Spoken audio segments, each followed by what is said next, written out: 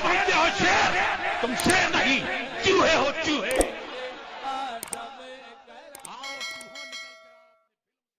السلام علیکم ورحمۃ اللہ وبرکاتہ.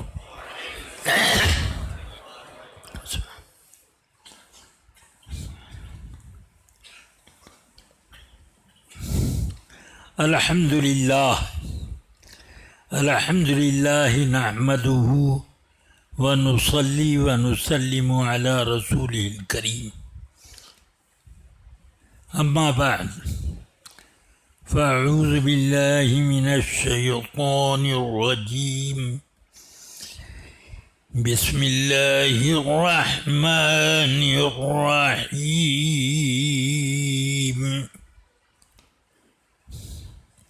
یا ایہا الذین آمنوا آمنوا باللہ ورسولہ صدق اللہ العلی العظیم. ایک بار عقیدت کے ساتھ درود شریف کا نذرانہ بارگاہ رسالت میں پیش کرنے کی سعادت حاصل کریں. اللہم صلی علی سیدنا و مولانا محمد معدن الجود والکرم وآلہ وصحبہ وبارک وسلم. رفیقان گرامی اور عزیزان ملت اسلامیہ، دو ایک باتیں کہوں گا. ویسے حضرت مفتی صاحب نے تو حکم دیا کہ نصیحت کیجیے، مگر اس زمانے میں نصیحتوں کا حال یہ ہے خود را فضیحت و دیگراں را نصیحت. اللہ تعالی توفیق دے. سیدنا جریر ابن عبداللہ بجلی رضی اللہ تعالی عنہ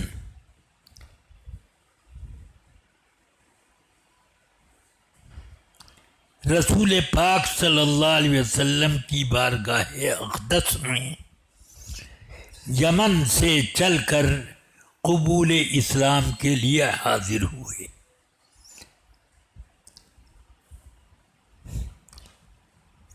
قبیلہ بجیلہ سے آپ کا تعلق تھا، اس لیے یہ بجلی کہلاتے ہیں. یہ فرماتے ہیں کہ میں حاضر بارگاہ ہوا، عرض کی یا رسول اللہ حاضر ہوا ہوں لأبایعک علی الاسلام، اس کام کے لیے کہ میں معاہدہ اسلام والی بیعت کر لوں. تو فرمایا وَالنُّصْحِ لِكُلِّ مُسْلِمٍ، اس کے ساتھ ہر مسلمان کی خیر خواہی کی کا بھی معاہدہ کرنا پڑے گا. تو کہتے ہیں کہ میں نے ایسا کر لیا. جب حضرت مغیرہ ابن شعبہ رضی اللہ تعالی عنہ جو کوفے میں امیر معاویہ رضی اللہ تعالی عنہ کی طرف سے گورنر تھے اور ان کا وصال ہو گیا، تو کوفے میں تھوڑی تھوڑی باتوں پہ ہنگامہ کرنے والے لوگ بہت تعداد میں موجود تھے. اس لیے مسجد رحبہ کی میں مجمع لگا جو کوفے کی بڑی مسجد تھی، اس میں آپ منبر پر تشریف لائے. فرماتے ہیں کہ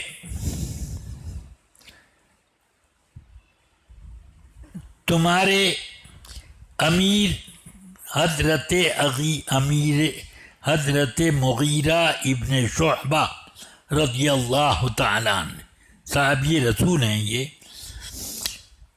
ان کی وفات ہوئی، تم لوگ پرسکون باوقار بن کر رہو، کوئی ہنگامہ نہ کرو۔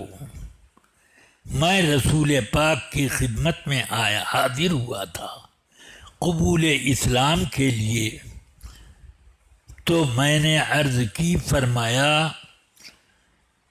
کہ ٹھیک ہے، وَإِقَامِ الصَّلَاةِ وَإِيتَاءِ الزَّكَاةِ وَالنُّصْحِ لِكُلِّ مُسْلِمٍ، اسلام کے معاہدے کے ساتھ نماز کے قائم کرنے، زکوٰۃ کی ادائیگی اور مسلمانوں کی خیر خواہی، یہ بھی تم کو معاہدے میں شامل کرنا ہوگا۔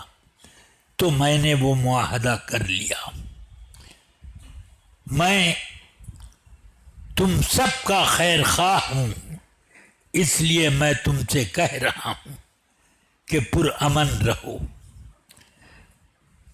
ثم استغفر ونزل، استغفار پڑھ کے وہ ممبر سے اتر گئے۔ بخاری شریف کی حدیثیں 2 روایتوں سے میں نے سنا دی۔ اب مجھے عرض یہ کرنا ہے کہ انہوں نے مجھ سے ایک خیر خواہی فرمائی کہ نصیحت کا مجھے حکم دیا۔ نصیحت کے معنی خیر خواہی کے آتے ہیں، مگر وقت ایسا آ گیا ہے کہ لوگ کہتے ہیں ناصحہ مت کر نصیحت، دل مرا گھبرائے ہے۔ ناصحہ مت کر نصیحت، دل میرا گھبرائے ہے، اس کو جانوں ہوں میں دشمن جو مجھے سمجھائے ہے۔ یہ اب زمانہ آ گیا، اس لیے میں ڈر رہا ہوں کہ کیا نصیحت کروں، میری بھی فصیحت نہ ہو جائے۔ رفیقان ملت، بس 2-4 لفظوں میں کہہ دوں، آدمی کو اللہ تعالی نے روح اور جسم دونوں سے مرکب بنایا، اور دونوں کے اعتبار سے احکام بندوں پر نافذ کیے، اور دونوں کے اعتبار سے اللہ نے حرمت، کراہت وغیرہ کے بھی احکام لگائے، دونوں ہی اعتبار سے۔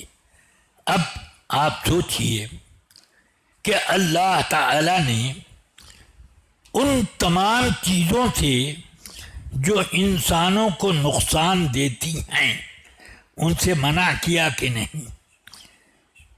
اب یہ 2 طرح کی چیزیں ہیں، نقصان جسم کو دیں اور نقصان کس کو دیں؟ روح کو دیں۔ شراب مت پیو،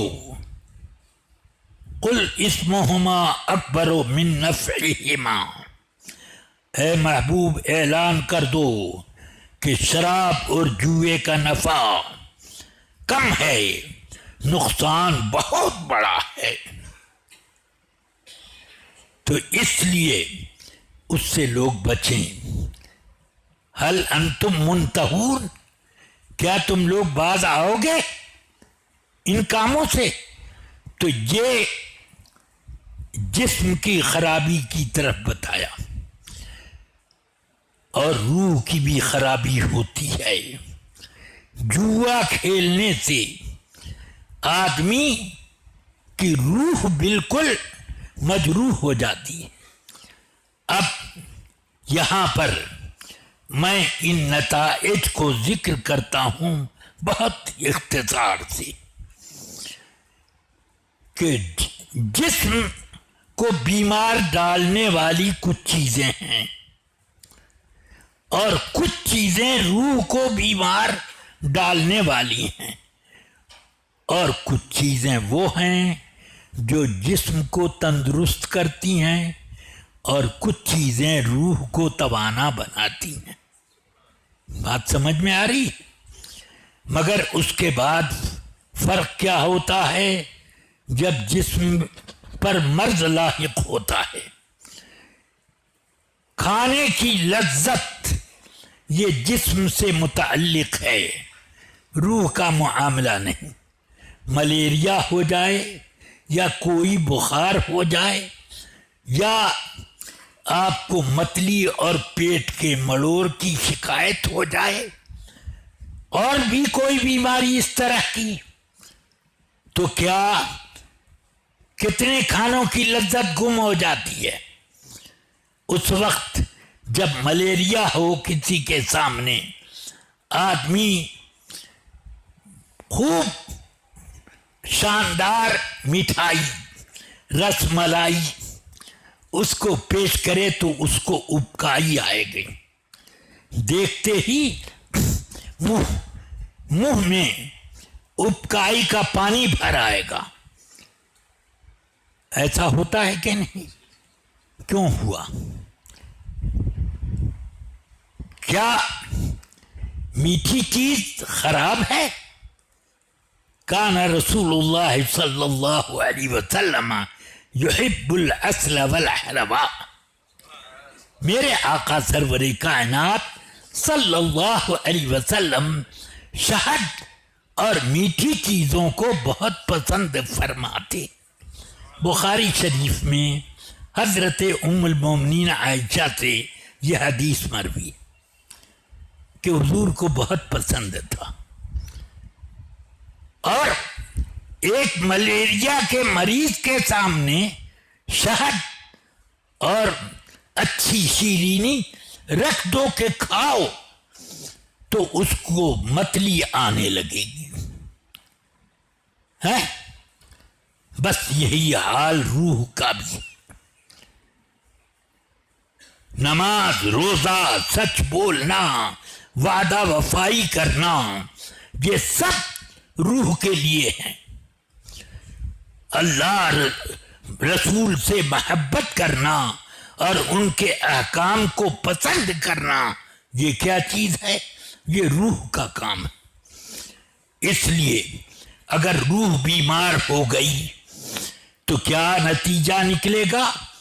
نماز میں اس کو لذت نہیں ملے گی، جی گھبرائے گا. زکوٰۃ نکالتے وقت ارے بھائی بڑی محنت سے کمایا تھا، اتنا میں دے دوں، 1 کروڑ میں 2.5 لاکھ مجھے نکالنا پڑے گا. یا اللہ، اتنا میں گھبرا جاتا. روزے میں اس کو پریشانی ہوتی ہے. اسی طرح اور بھی دوسرے اچھے کاموں میں جھوٹ میں اس کو لذت ملے گی، سچ بولنے میں زحمت ہوگی. کبھی کبھی وہ یہ بھی کہے گا یار جھوٹ بولنے سے جب 4 پیسہ مل جائے تو سچ نہ بولا کرو، یہ بھی کہے گا. اور اگر روح تندرست ہوگی تو وہ کہے گا سنو، جھوٹ بولنا مال جائے کہ کچھ جائے، جھوٹ بولنا آدمی کی روح کو مجروح کر دیتا ہے، اور سچ بولنے سے آدمی کی روح تندرست و توانا ہوتی.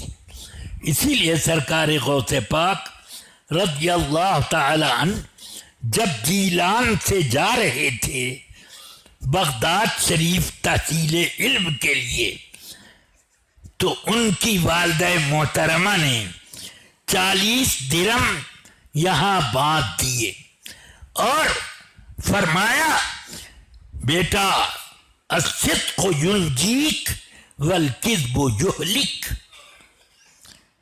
سچ بولنا، جھوٹ مت بولنا، سچ تمہیں کامیاب بنا کے رکھے گا اور جھوٹ تمہیں ہلاک کر دے گا، ذلیل کرے گا. فرماتے ہیں اس کو گانٹھ لیا اور راستے میں ڈاکو ملے تمہارے پاس کیا ہے؟ یہاں پر 40 دینار ہیں. بولے جا رہے ہیں. معلوم ہے کہ ڈاکو لوٹیں گے اور جب نہ دوں تو ماریں گے, زخمی کریں گے, مگر لوٹے بغیر نہیں مانیں گے. خیر رزلٹ کیا ہوا؟ حضرت غوث پاک فرماتے ہیں وہ سب میرا مذاق سمجھتے رہے, جیسے بچے مذاق کرتے رہتے ہیں تو ویسے ہی یہ مذاق سمجھ کر کے چھوڑ دیا. اب وہ سردار سے جا کر کے یہ بولا, وہ بولا, وہ بولا. ایک بچہ ملا تھا اس طرح کا, ایک بچہ ملا تھا اس طرح, تو پکڑ کے لاؤ, تلاش کرو. پوچھا بیٹے تمہارے پاس کیا ہے؟ کہ 40 دینار یہاں پر میری والدہ نے سی کر کے رکھ دیے ہیں.